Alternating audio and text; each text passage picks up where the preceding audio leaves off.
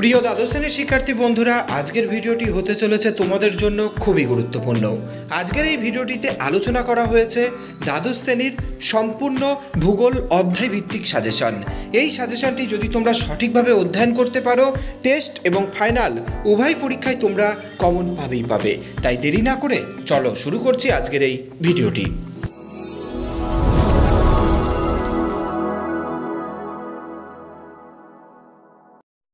প্রথম অধ্যায় ভূমিরূপ গঠনকারী প্রক্রিয়াসমূহ। এই অধ্যায় থেকে মাত্র 3টি প্রশ্ন তোমাদের ভালো করে তৈরি করতে হবে। চলো প্রশ্নগুলি দেখি। অ্যাকুইফার ও অ্যাকুইক্লুইড এর মধ্যে পার্থক্য নির্দেশ করো। বিভিন্ন প্রকার প্রবাল প্রাচীরের উৎপত্তি ও বৈশিষ্ট্য উপযুক্ত চিত্রসহ সংক্ষেপে লেখো। প্রশ্নটি গুরুত্বপূর্ণ। চলে যাচ্ছি পরবর্তী প্রশ্নে। কাস্ট অঞ্চলের দ্রবণ ক্ষয়কার্যের ফলে গঠিত 3টি ভূমিরূপের সচিত্র ব্যাখ্যা করো। 1 এবং 2 এই দুটি প্রশ্নের মধ্যে একটি প্রশ্ন তোমাদের পরীক্ষায় আসবেই আসবে। পরবর্তী প্রশ্নটি রিয়া ও ফিয়র্ড উপকূল কাকে বলে? রিয়া ও ফিয়র্ড উপকূলের মধ্যে পার্থক্য উল্লেখ করো। আরোহণ ও অবরোহণ প্রক্রিয়া কাকে বলে? পরবর্তী অধ্যায়টি হলো ক্ষয়চক্র গঠন ও প্রক্রিয়া। এই অধ্যায়ের গুরুত্বপূর্ণ প্রশ্নগুলি হলো: প্রথম প্রশ্ন, উইলিয়াম মরিস ডেভিস বর্ণিত ক্ষয়চক্রের বিভিন্ন পর্যায়গুলি উপযুক্ত চিত্রসহ আলোচনা করো। প্রশ্নটি গুরুত্বপূর্ণ। পরবর্তী প্রশ্নটি নদীর চক্রের ব্যাঘাত বলতে কি বোঝো? নদীর পুনর্যৌবন লাভের ফলে সৃষ্ট ভূমিরূপগুলির সচিত্র বিবরণ দাও। পরবর্তী অধ্যায়টির নাম জল নির্গমন প্রণালী। এই অধ্যায় থেকে মাত্র একটি প্রশ্ন তোমাদের বলে দেব, যা তোমাদের পরীক্ষায় আসবেই আসবে। প্রশ্নটি জল নির্গমন প্রণালীর সাথে তার নিম্নস্থ ভূতাত্ত্বিক গঠনের সম্পর্ক উদাহরণসহ ব্যাখ্যা করো।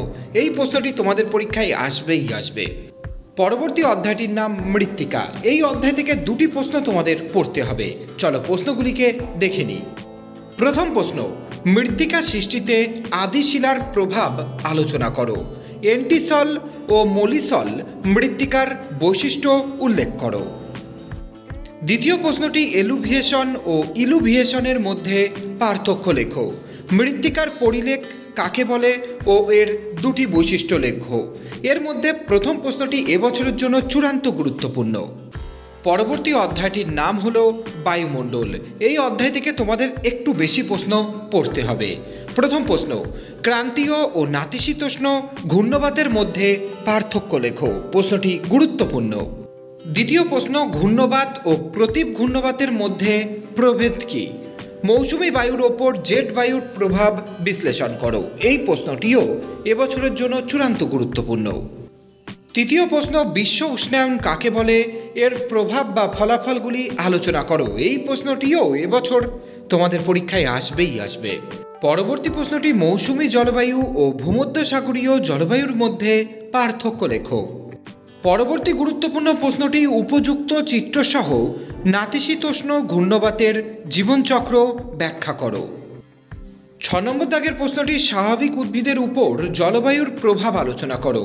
উদাহরণসহ বিভিন্ন ধরনের মরু উদ্ভিদ সম্পর্কে আলোচনা করো। এই অধ্যায়ের শেষ প্রশ্নটি জাঙ্গল উদ্ভিদের শ্রেণীবিভাগ আলোচনা করো এবং পরিবেশের সাথে এদের অভিযোজনগত সম্পর্ক আলোচনা করো। চলে যাচ্ছে পরবর্তী অধ্যায়ে। অধ্যায়টির নাম জীববৈচিত্র্য।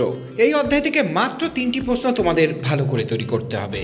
প্রথম প্রশ্ন, জীববৈচিত্র্যের জিনগত বৈচিত্র্য ও প্রজাতিগত বৈচিত্র্য সম্বন্ধে সংক্ষিপ্ত টিকা লেখো। পরবর্তী প্রশ্ন, জীববৈচিত্র্য কাকে বলে? জীববৈচিত্র্যের গুরুত্ব সম্পর্কে আলোচনা করো। প্রশ্নটি গুরুত্বপূর্ণ। তৃতীয় প্রশ্নটি, জীববৈচিত্র্য বিনাশে মানুষের ভূমিকা আলোচনা করো। ভারতীয় উপমহাদেশের জীববৈচিত্র্য হটস্পট অঞ্চল সম্পর্কে আলোচনা করো। 2 এবং 3 এই দুটি প্রশ্ন এই অধ্যায়ের গুরুত্বপূর্ণ প্রশ্ন। পরবর্তী অধ্যায়টির নাম অর্থনৈতিক ক্রিয়াকলাপ। এই অধ্যায় থেকে মাত্র একটি প্রশ্ন আমি তোমাদের বলে দেব, এটা তোমরা অতিরিক্ত হিসাবে তৈরি করতে পারো। প্রশ্নটি হলো কোয়াটারনারি ও কুইনারি অর্থনৈতিক কার্যাবলীর মধ্যে পার্থক্য লেখো। আউটসোর্সিং কাকে বলে? পরবর্তী অধ্যায়টির নাম হলো কৃষি। এই অধ্যায় থেকে মাত্র 2টি প্রশ্ন তোমাদের ভালোভাবে তৈরি করতে হবে। সময় নষ্ট না করে চলো প্রশ্নগুলিকে দেখে নিই। ভারতের কৃষিতে সবুজ বিপ্লবের 3টি কুফল আলোচনা করো। ইক্ষু উৎপাদনে অনুকূল ভৌগোলিক পরিবেশ সম্পর্কে আলোচনা করো। দ্বিতীয় প্রশ্নটি, দক্ষিণ ভারতের কফি চাষের উন্নতির কারণগুলি কী কী?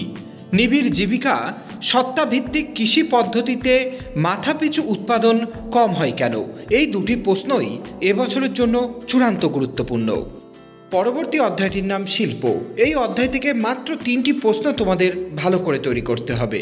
তার মধ্যে প্রথম প্রশ্নটি, কানাডা কাগজ শিল্পে উন্নত কেন?